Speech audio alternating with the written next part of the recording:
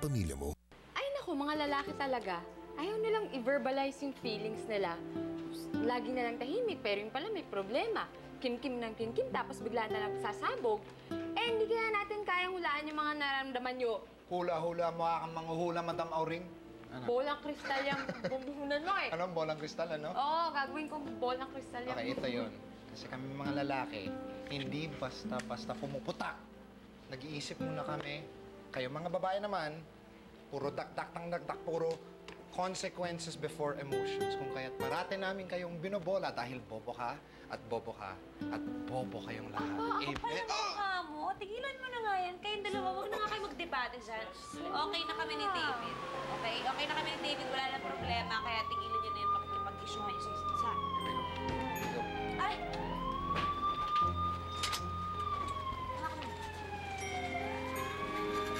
Ano nangyari? Hindi kila accident? Okay, hopya, hopya, hopya. Naasikaso na po ng mga ibang nurses. Ito po tayo.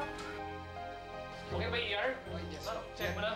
Tayo, please, Miss, baka pwede mo pakitignan naman yung miss. Tay!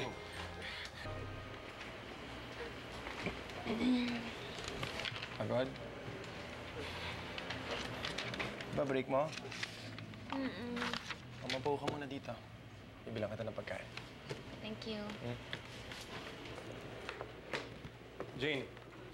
Attorney, may balita na po ba sa kaso? Recently lang sinabit ng kabilang kapong document na to.